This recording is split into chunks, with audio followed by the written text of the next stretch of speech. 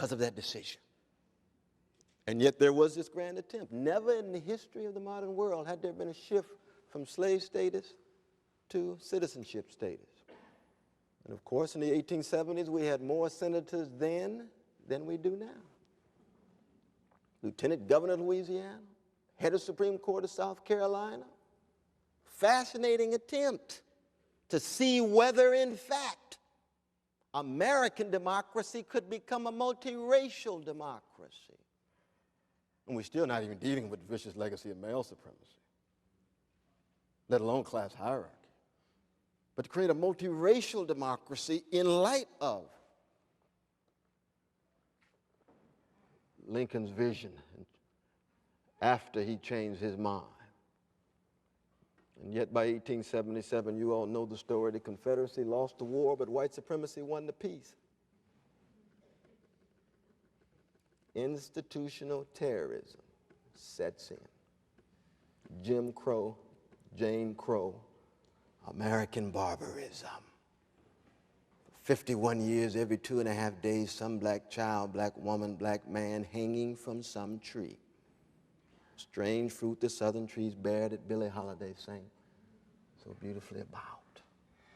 Just at the moment when America is constituting itself as a transcontinental empire with Guam and Cuba and Philippines, Hawaii.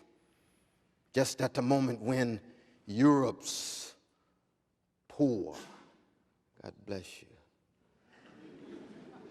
begin to make their way into the cheap labor markets of the United States to help facilitate the economic takeoff of the country. Legacy of white supremacy, immobilizing these people, sharecroppers, day laborers, tenant farmers, peonage, limitless debt.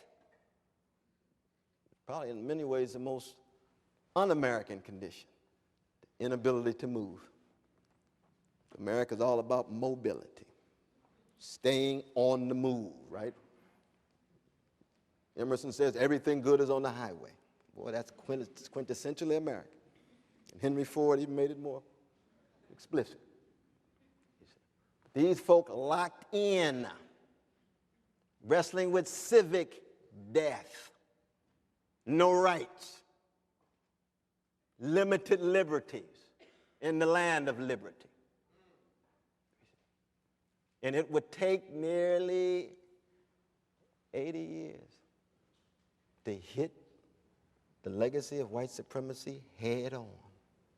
And I want to say something to young people about the 1960s. This is very important, the 1950s and 60s, because so much of the debate about race these days has to do with one's interpretation of the 1960s. And of course, the 60s cannot be understood unless it's understood against the backdrop of Jim Crow, Jane Crow, going back to 1877, the 12 years, and then, of course, the 244 years of slavery in America, and the 79 years America as a democratic republic.